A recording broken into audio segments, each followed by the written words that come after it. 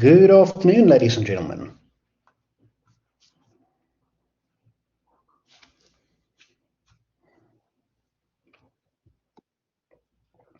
Can everyone hear me okay?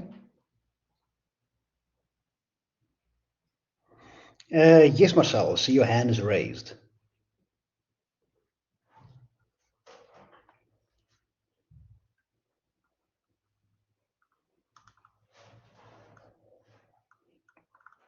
Okay, so I assume this was just a confirmation and not asking a question. So let's give another minute or two and give chance for more people to join us.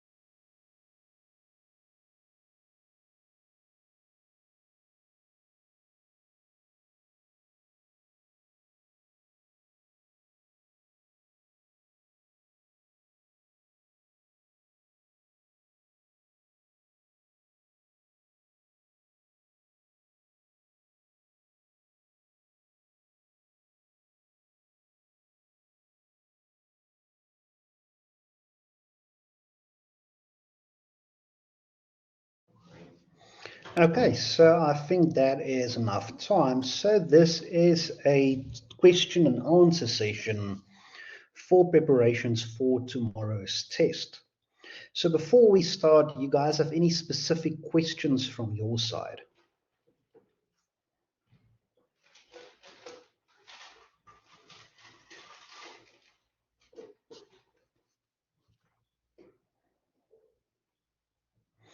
Any specific questions, or would you like me to go through the memo for the mock semester test?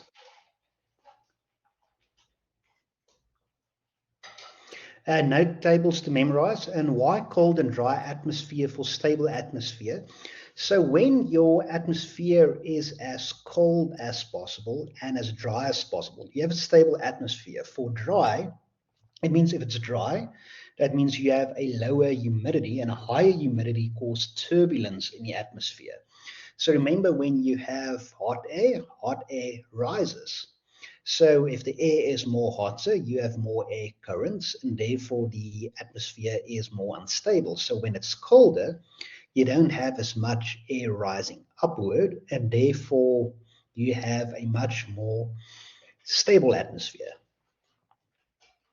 So, are there any tables you have to memorize? No tables to memorize. Would you guys like me to go through the memo of the mock test I uploaded?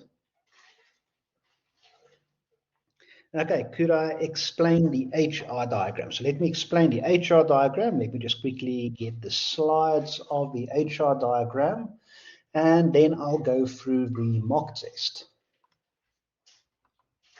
Uh, lecture slides. Let's check which lecture it was.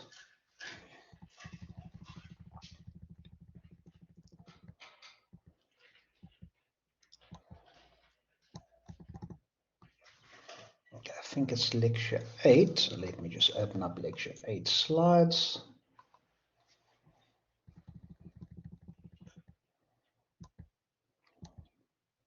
Let me just quickly go through them to see if it's in here. I think it's in here.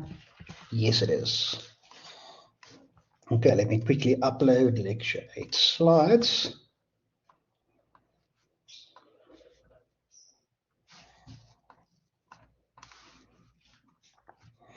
Okay, it's uploading.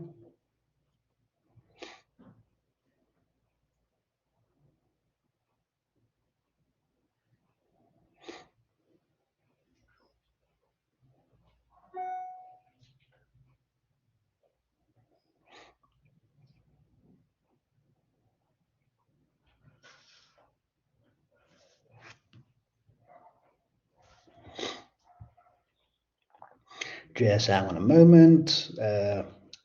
ClickUp is just converting it, so I can use it with Collaborate Ultra.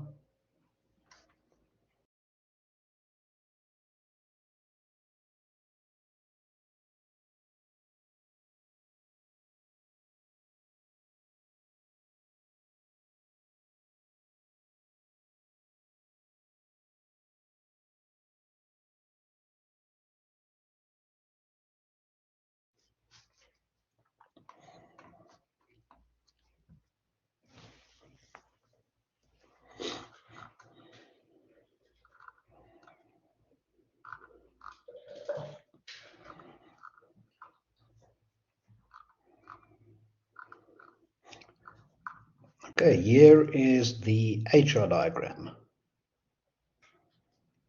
Can everyone see the slide?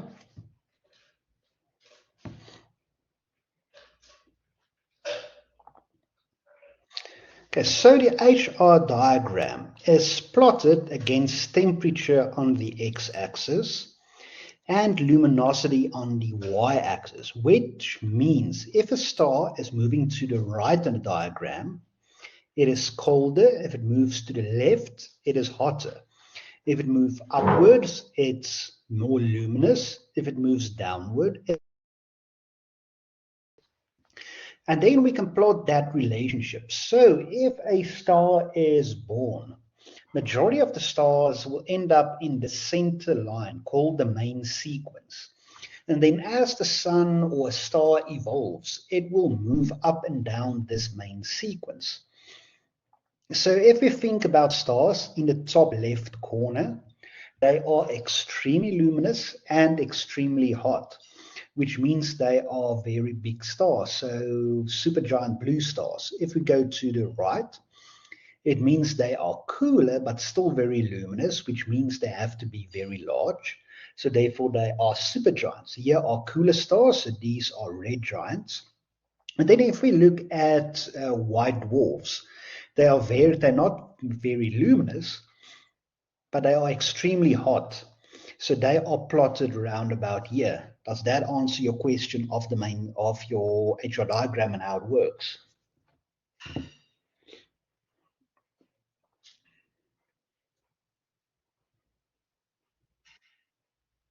Pleasure. Okay, so let's go to the mock semester test. Who of you have at least attempted the mock semester test?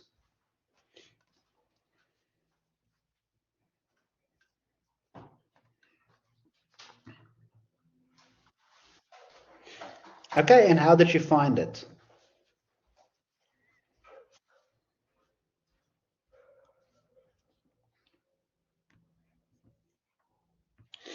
So if you find it fine, this is exactly how your test tomorrow is going to be.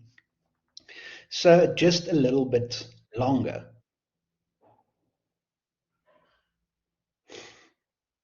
It's stuck to the nose very close, yes. Is the real one also mostly going to be multiple questions? Yes. So tomorrow's test is going to be 50 marks. Let me just double check how it said it. And 30 of those marks will be multiple choice questions. Let me just quickly check how I've set it for tomorrow. Yes, it is 50 marks, hour and 30 minutes. So from that 50 marks, 30 of them is multiple choice. And that over 20 marks will be longer questions. Yes, it will come with a formula sheet.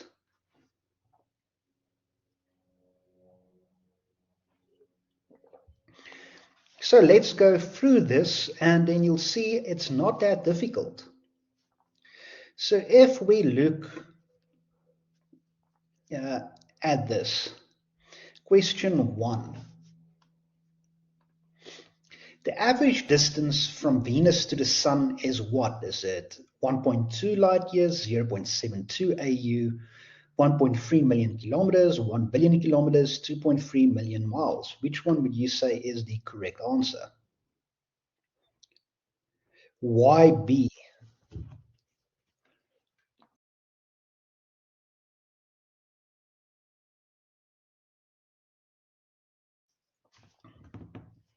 Why would you guys say B? Yes, so remember, you guys are arguing correctly. The distance from Earth to the Sun is 1 AU, and Venus is closer to Earth than the Sun. So 1.2 light years is way too far. 7.2 AU seems a bit right. 1.3 million kilometers is way too short. 1 billion kilometers is way too long. That's about 9 AUs. And 2.3 million miles is too short. So therefore, the correct answer is B. So good evening, sirs. This session recorded because ClickUp does not work with UP Wi-Fi. Yes, it's being recorded.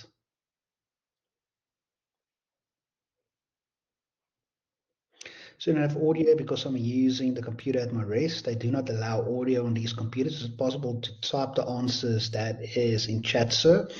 So with this is I'm also circling what's going on.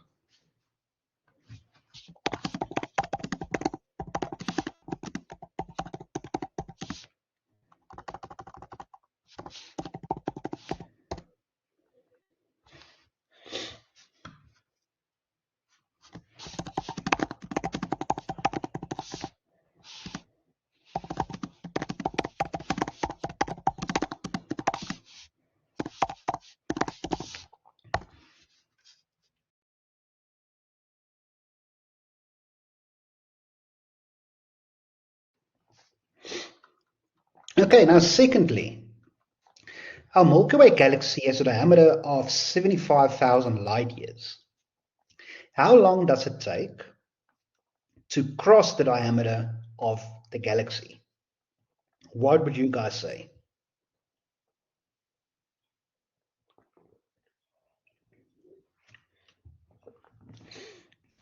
D. Why number D?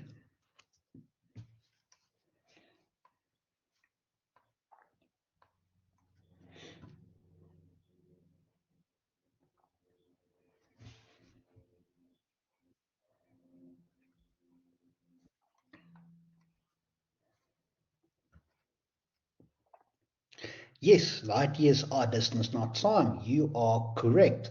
So if something is 75,000 light years away, how long take us across? It will take D,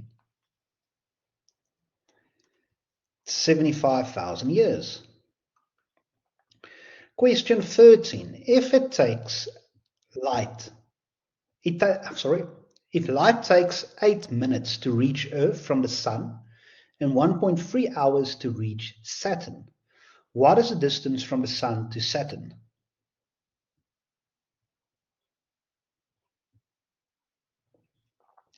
C. Why do you guys say number C, or would you like me to do the calculation?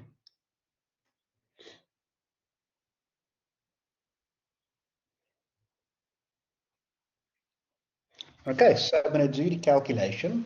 So just tell me if my handwriting is bad, but yes, you are correct. It's just a ratio.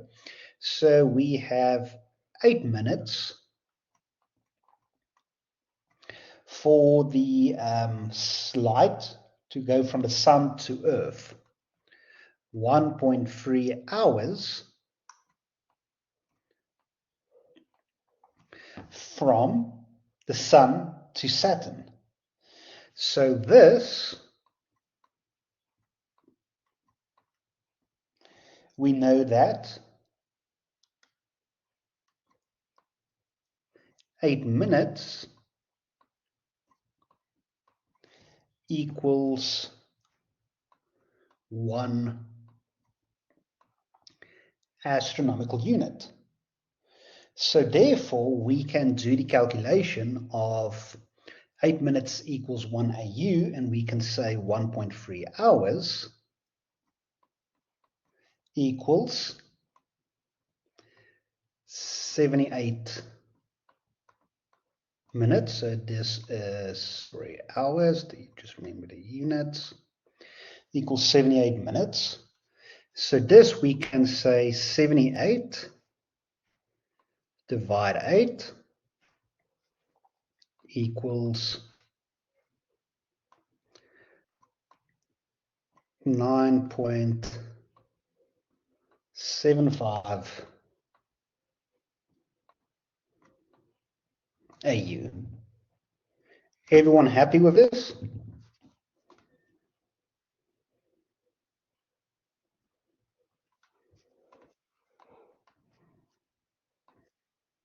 Awesome. So therefore, the correct answer is C. So you see, it's straightforward plug and play maths. So question number 4. The apparent visual magnitude of a star is 7.3. This tells us that a star is what? What would you guys say?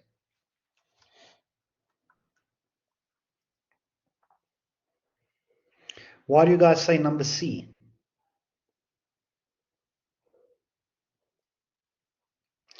So since the naked eye can only see up to magnitude 6, so yes, you are correct. So one of the brightest stars in the night sky, no, that's false. Bright enough that it would be visible even during the day, that's false. Very far from Earth, we don't know from that. Very close to Earth, we don't know. The only thing is it's not visible with the unaided eye.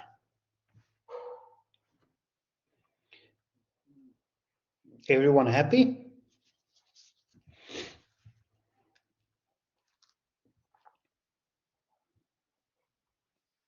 Awesome. So question number 5. An object has been located orbiting the sun at a distance from the sun of 65 astronomical units. What is the approximate orbital period of this object? Would you guys like me to do the equation and question by hand with you guys? So all these formulas I would give you. So this is a straightforward equation. So we know distance equals 65 astronomical units. And we need to calculate the period of this object. So the way we do is we use this formula. T squared equals a to the power 3. And which formula is this?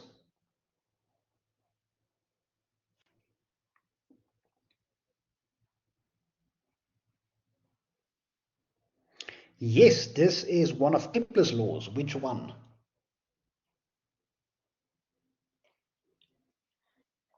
Yes, Kepler's third law.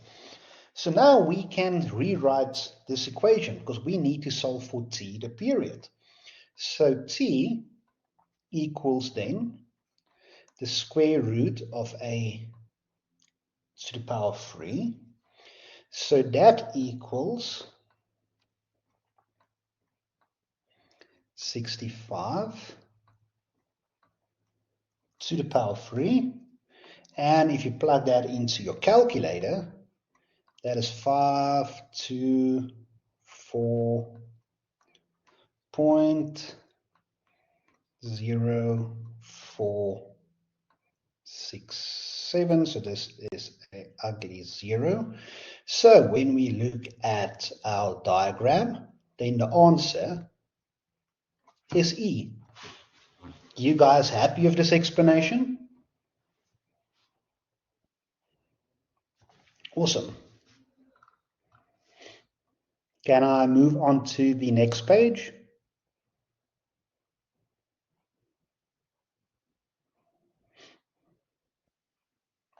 Okay, thank you. So, next question. Question 6. The star Alpha CMA has an apparent visual magnitude of minus 4.6, and the star Alpha Set has an apparent magnitude of 2.53. So both stars are the same distance from Earth. This tells us what? What would you guys say?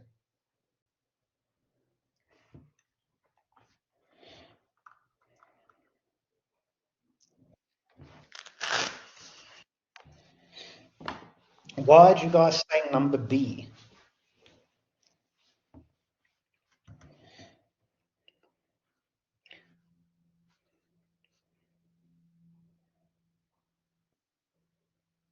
The star's brighter. So yes, from this we can see this is a negative magnitude and that has a positive magnitude. So that means yes, C alpha CMA must produce more energy than alpha Z. In question 7, the table below lists the spectral types of 5 stars. Which one has the greatest surface temperature?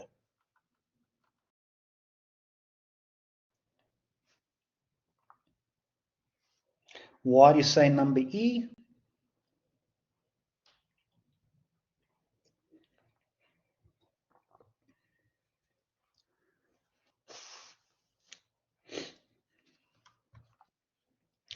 O is ranked greater than A, and yes, that type stars are the hottest stars.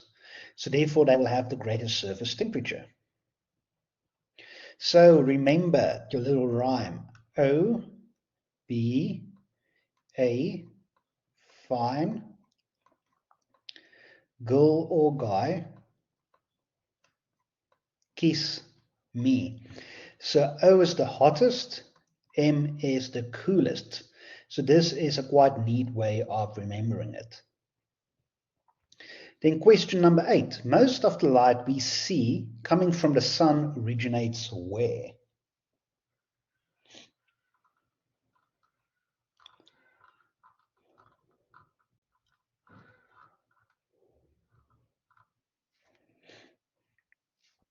You guys are correct. That is indeed this photosphere number B. Question number 9. Star A has an apparent visual magnitude of 15.4 and star B has an apparent visual magnitude of 12.4. So star A is what then star B? Would you guys like me to do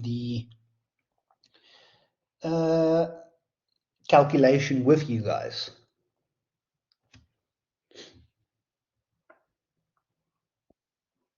Okay, so from our formula sheet, you guys should automatically know with this type of questions, we use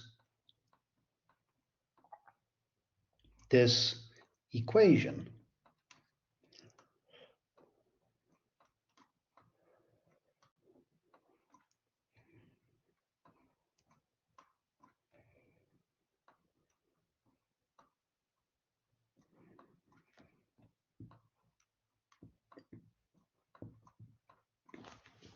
You guys recognize this equation? You guys recognize this equation?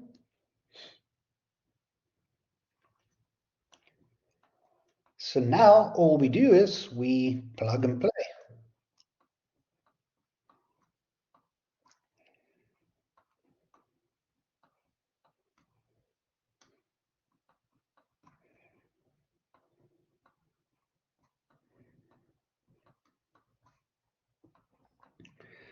Four, and this gives us 15.81. So we can say this is 16.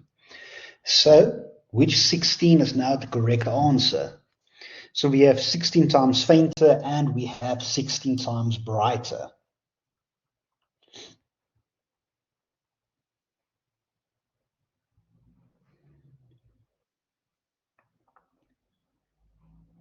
Yes, number C is correct. Why do you guys say it's fainter? It is correct, but why do you say it is fainter? Because when you look here, star A has a bigger positive magnitude than star B. So that means star B, although it's positive, it is smaller, it is brighter. So that means star A is fainter than star B, and therefore we calculated it's 16 times fainter. So you guys are correct. Then question number 10. What is or are the hot gases that are moving extensions of the sun's corona?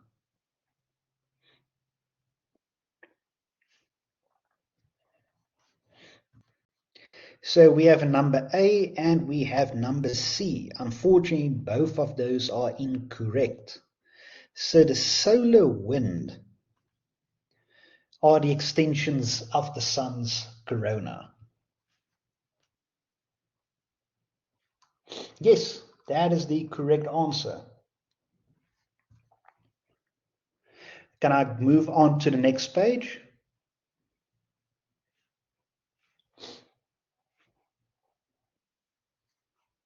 Okay, moving on to the next page.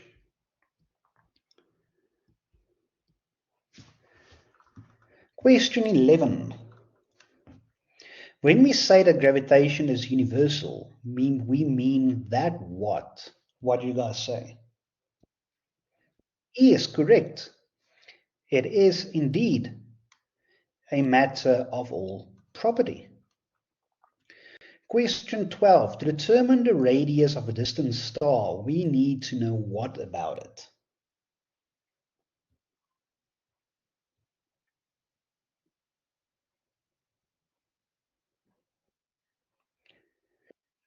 Not C, not D, but all we need to know is its temperature and distance. Then we can calculate its radius. So if you look through the theory of what we learned, the only variables we need to determine the radius of a star is its temperature and its distance. Because of the temperature and distance, we can plug this into a HR diagram and we can figure out its distance. If we know let's go through all the options. Number B, if we know the chemical composition and luminosity, that's not enough to determine its radius. So yes, we have its luminosity, but the luminosity doesn't tell us the exact temperature of the star, so we cannot calculate its radius. C, spectral type and absolute magnitude. So the spectral type and absolute magnitude is not enough information to determine its radius. Temperature and luminosity, number D, is we have its temperature and its luminosity, but it doesn't tell us its radius. And distance and mass doesn't help us with it. So the only thing we need to know to figure out the radius is the temperature, how warm it is, and its distance, how far away it is from us. And then from those two factors, we can calculate the radius of the star. So there's no explicit formula for this question. It's just part of the theory. It's a pleasure. So question 13. The force of gravity between two objects depends on what?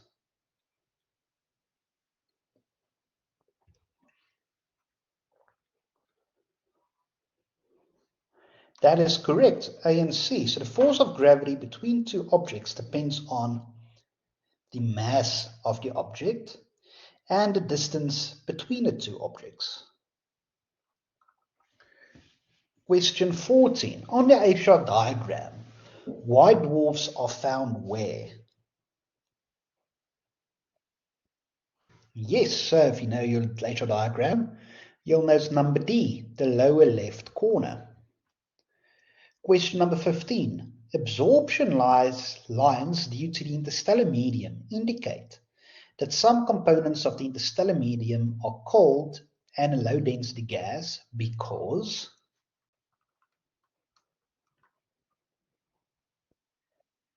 yes, that is correct. The lines are extremely narrow. So if you go through our theory, we had an example of this in class as well. Can I move on to the next page?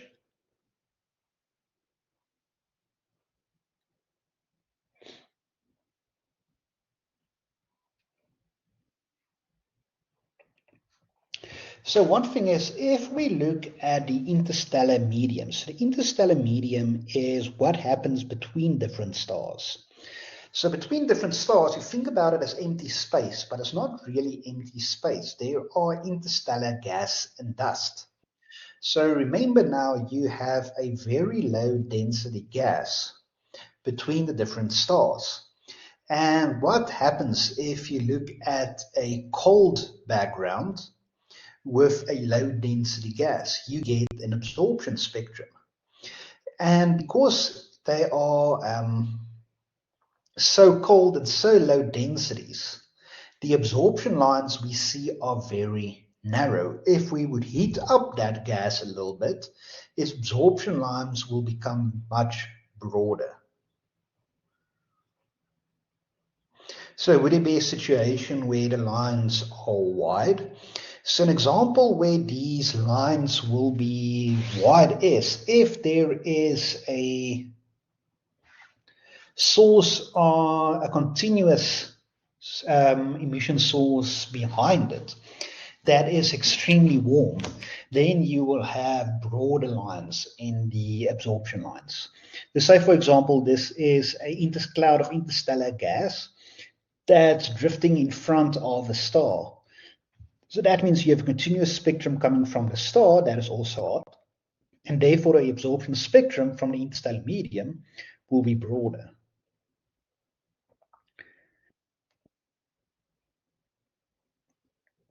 So why are they wide though?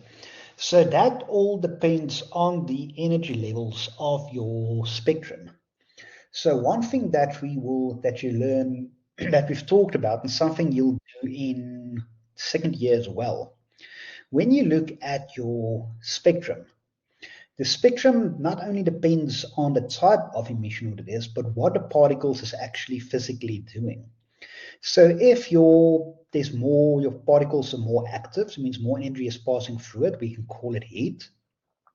That means your spectrum has a bit more energy and therefore they are wider. If it's cooler, the particles doesn't have that much energy and therefore they are more narrow. I hope that answers your question.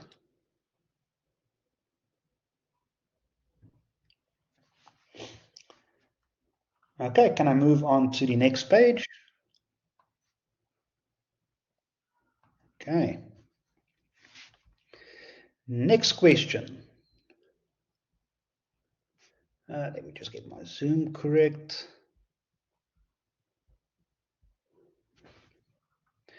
The Copernican system was not accurate in predicting the positions of the planets because of what?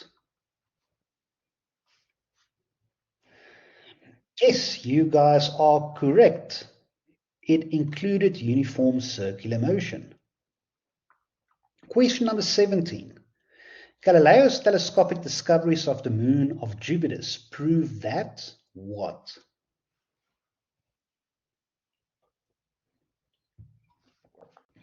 Yes, C is correct. The Earth can move without leaving its moon behind, just like Jupiter. Question 18. A solar or lunar eclipse will occur when?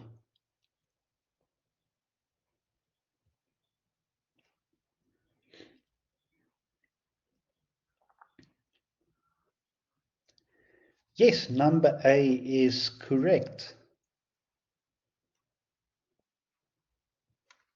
So when you think about this, let's say this is Earth, here is the Sun, here is the Moon orbiting around the Sun, here is the Moon. So the two nodes are this side and this side.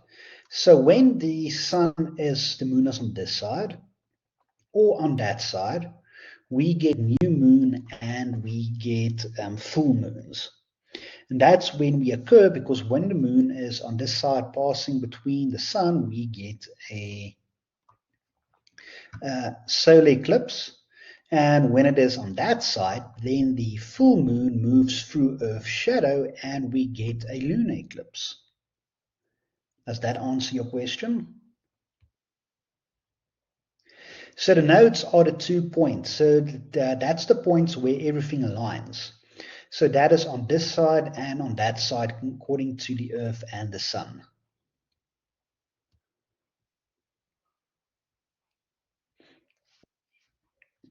It's a pleasure. Then question 19. The ecliptic is what?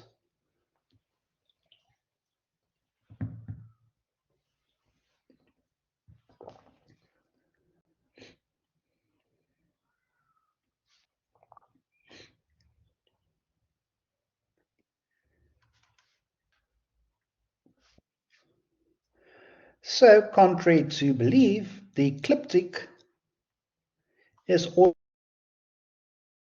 in the line of the zodiac, the prediction of Earth's orbit on the sky, and the apparent path of the sun around the sky. So, number D.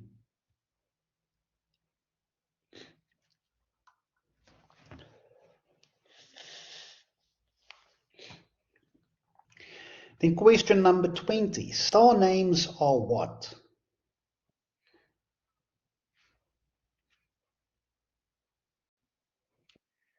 B, C, which one is correct?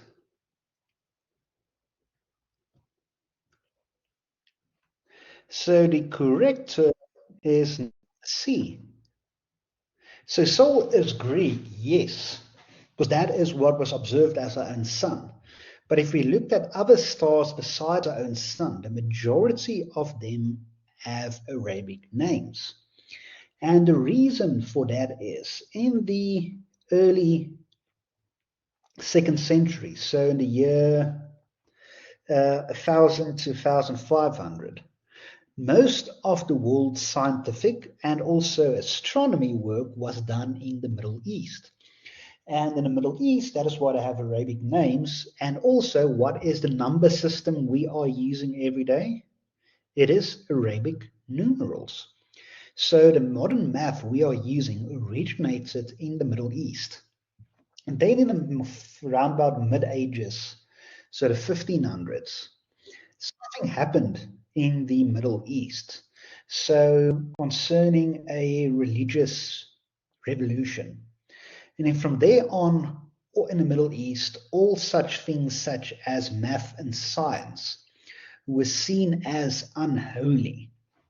And no one was allowed to practice science, astronomy in the Middle East during that time. And that set back the Middle East, and that's something they still haven't recovered from. So as you think about now, what scientific breakthroughs is happening in the Middle East? Not really.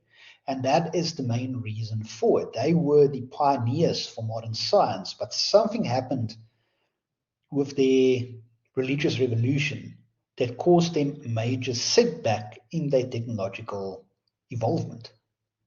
That's just something interesting. But that is why the majority of star names has Arabic names.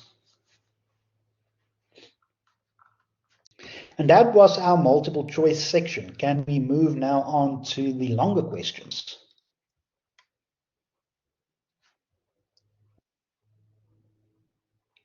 Okay, longer questions. So the first question, why is convection important in a star?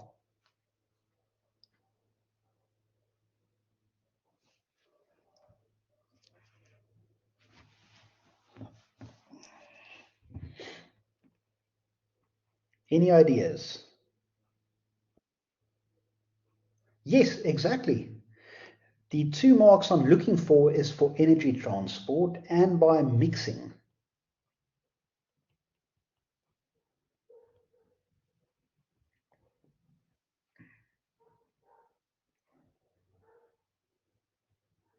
Yes, that's exactly. It allows energy to flow on itself and doesn't collapse on itself. Yes, that is the correct explanation. So, question number 4. Describe the 4 of Galileo's most significant telescopic discoveries.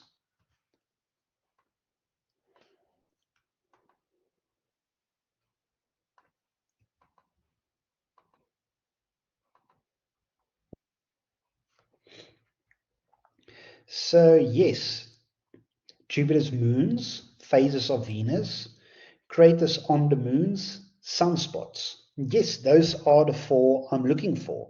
You guys happy with those explanations?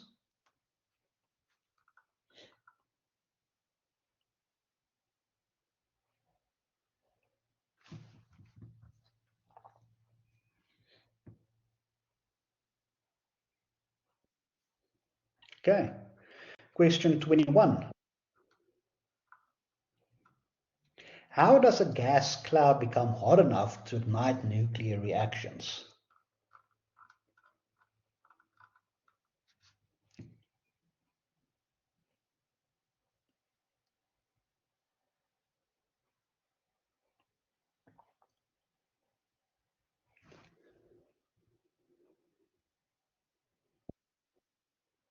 Not supernova. Supernova causes it, but I want the specific mechanism inside the gas cloud.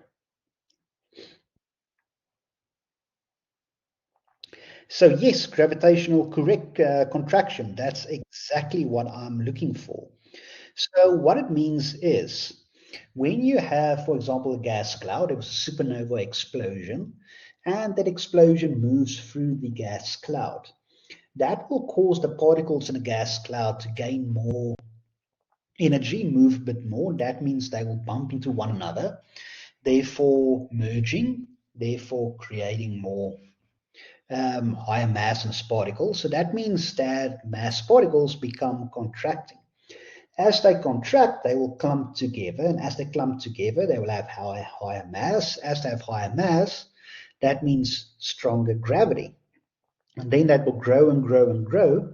And due to the gravitational increase, you will have particles moving faster and faster and faster and squished down more harder together, meaning you are increasing its thermal energy, and that will increase the temperature until the pressure and temperature is just correct to start nuclear fusion. And the correct term for that is gravitational contraction. Does that answer everyone's questions?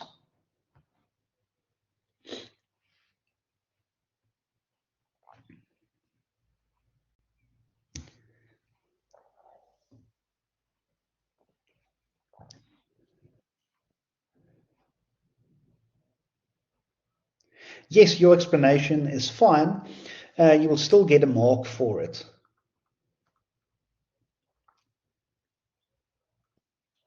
It's a pleasure. So, ladies and gentlemen, this is the mock test, and this is more or less how your semester test tomorrow will be. You guys feel a bit more confident? So, how in depth should our longer answers be tomorrow? Because there's so much detail in every concept, I don't know what you include or exclude. So, you don't have to be in depth with everything. So, for example, um, this about the how does a gas cloud become hot enough? So you can say just, for example, if you can write it as gravitational contraction causes the temperature and pressure to rise, and therefore nuclear fusion can begin. For the one about Galileo's four most significant telescopic discoveries, you can literally just list them. Say, moons of Jupiter, phases of Venus, the moon has craters, and the sun has sunspots. And that's it. For example, why is convection important in the star? There you can explain a little bit longer, but you can basically say for energy transport and mixing. Does that help? So remember, you're not writing an essay. So if you write short, straight to the point, that's fine.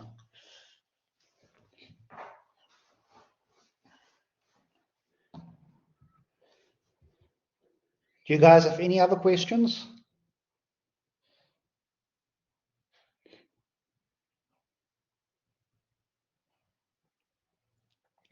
So tomorrow afternoon, I will be in class. So do you have more examples of longer questions? Let's see if I can find a few more. So unfortunately, one thing I can do is I can upload the mock exam I've created for practice as well.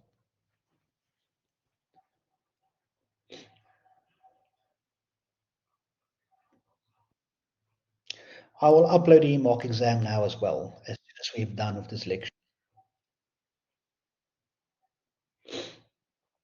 So the celestial dome is something not to worry about or to take or to break your head on. But basically what is meant with the celestial dome is back in the Middle Ages, when people were starting to think about the stars, they didn't realize the stars was actually moving in space around us. So they actually thought there was a dome around Earth. And all the stars and everything that we could see is glued to that dome, and that dome was spinning around. So that is with the technology I had and understanding of science they had, that is what I thought was happening. But now we don't know there's a celestial dome, but some of the older textbooks for the history part still refer to it as the celestial dome. Does that answer your question?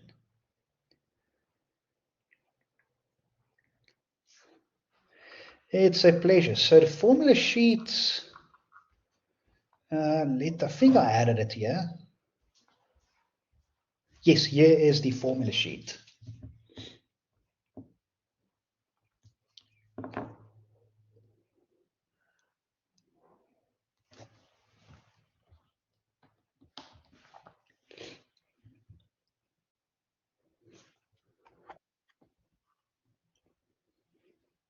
So would the longer questions also contain calculations? No, they wouldn't. All the calculations you have to do will be in the multiple choice questions.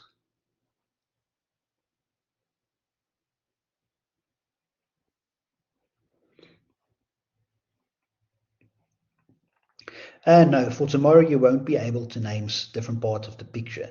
The only thing you will have to know is the HR diagram. So if I ask, for example, where will you find white dwarfs? You have to know it's the lower left corner. If I want to ask you where to find brown dwarfs, it's the right bottom corner. And that's it, something like that.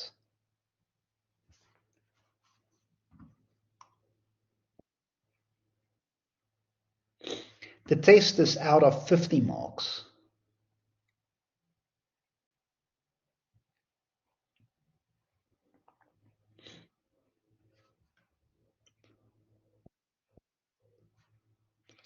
Brown dwarfs at the bottom right corner because of the lower temperature, right? Yes, that's exactly it. So could you explain the whole thing about identifying elements with absorption lines again? So that basically, let me see if I can quickly find that slide that perfectly explains and summarizes it.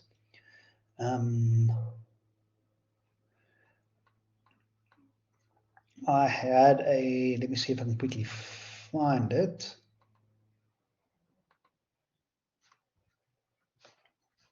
Because I actually have a very good example of it.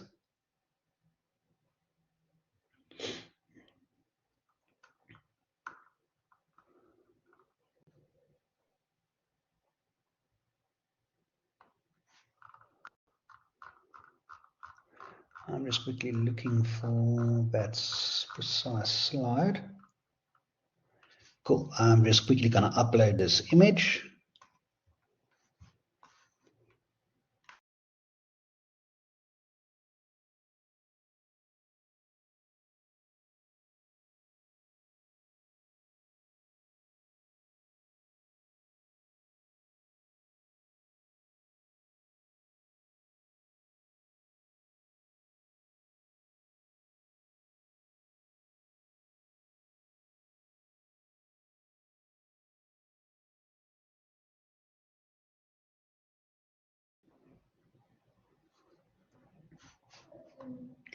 I'm just quickly uploading the image.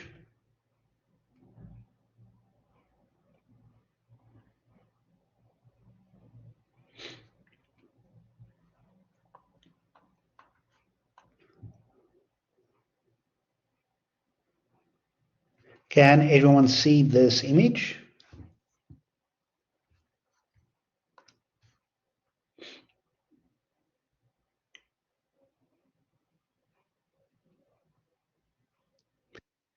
Okay, so when we have a source of continuous radiation, when we observe it directly, we get a continuous spectrum.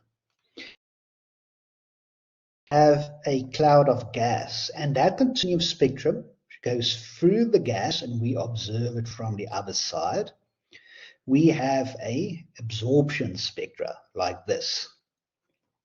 If we observe the gas cloud with not a continuous spectrum shining through it, we get a emission spectrum. Does that answer your question?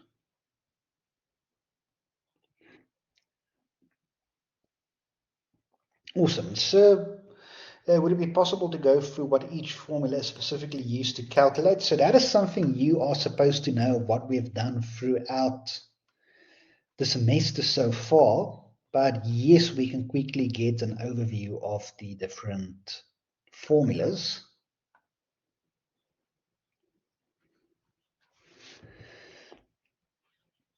So the first equation is our absolute visual magnitude, and to find which star is more brighter than the other star. The second formula is the small angle approximation. That's to find the diameter of a certain object or how far it is away. This, yes, all constants will be given if you need to use them. This is the third equation is the escape velocity. This one mv mod mv, the distance, is basically the first equation in a different form. This is just luminosity and distance. This is just the arc-second conversion.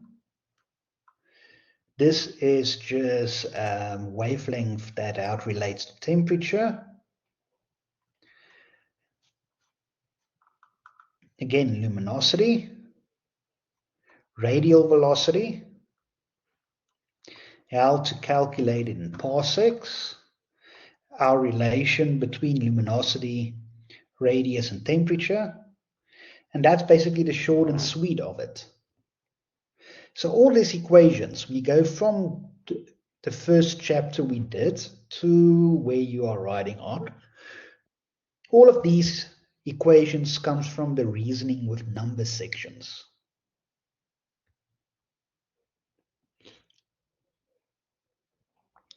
It's a pleasure. You guys have any other questions?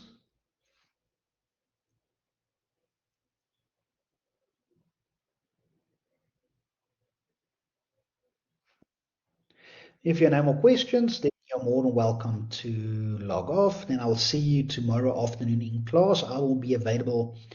Let me ask you this way. Do you want me to be available at the lecture venue for questions and answers or at my office?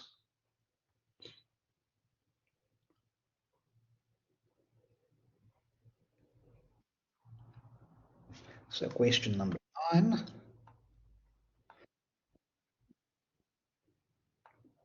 Okay, then tomorrow afternoon I will be at the lecture venue before we write that we can also go through to answer questions. So here is, so star A is 15.4, star B is 12.4.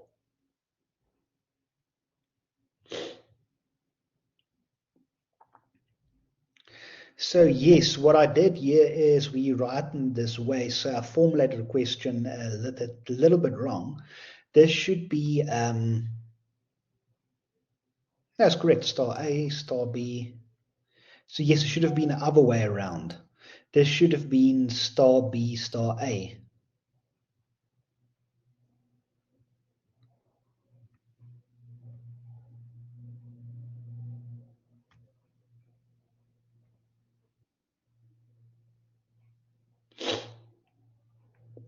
What do you mean?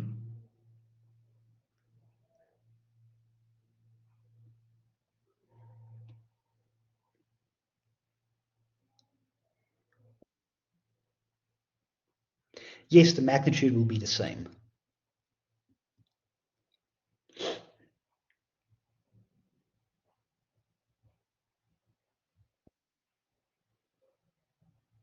No, I'm not going to ask any dates.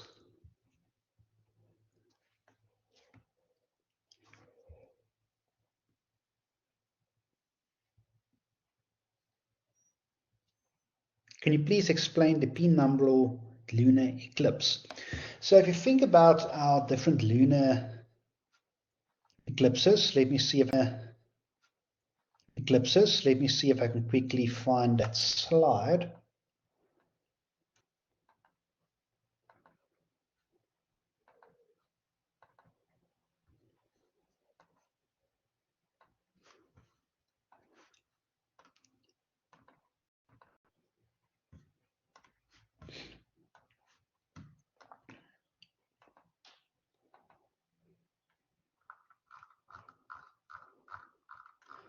I'm just quickly looking for the correct slides.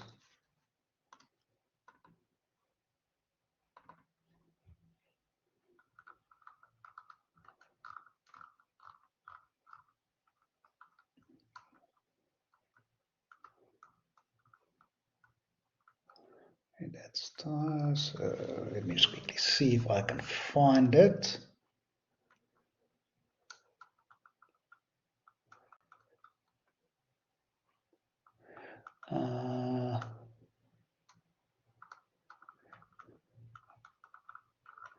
Can you guys remember which lecture slides that was?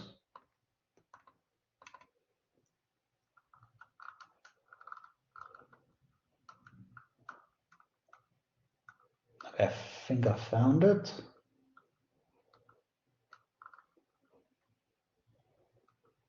Yes, I found it. So let me just quickly upload it.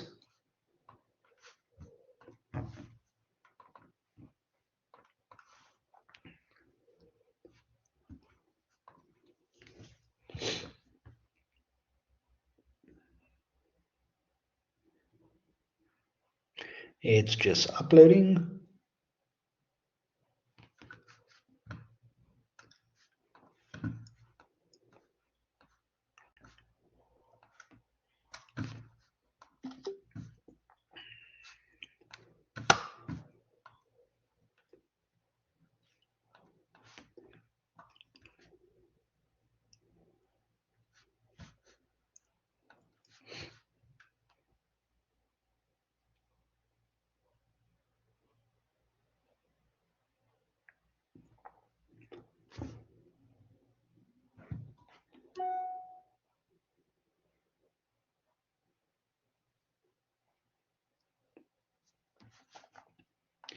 It's just uploading.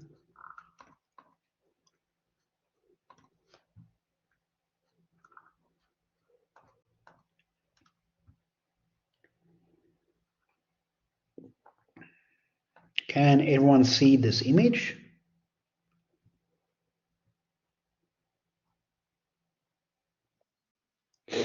Yes, Marcel. Oh, is that just the indication? So what that means is when you have the sun and a moon, the moon's shadow is cast this way and this way. So when it's in the ultimate shadow of the moon, that is the umbra. But in this shaded area over here, some of the sun's rays is still peeking around Earth. So it is a semi-shadow.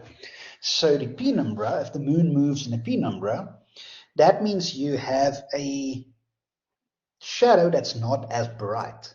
But if you are in the umbra, you are in the full shadow. Does that help?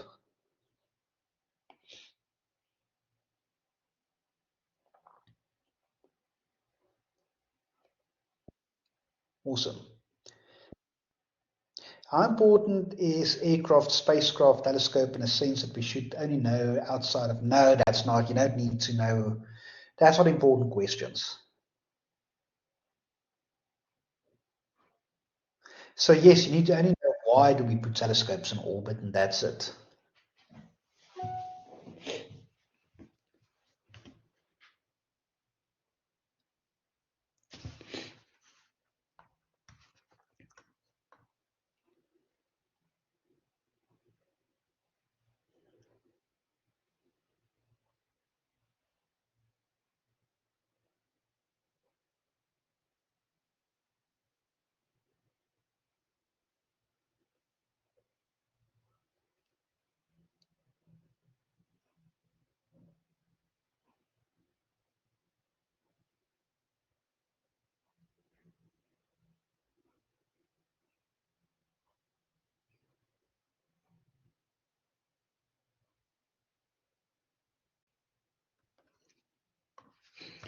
Okay, you guys have any other questions?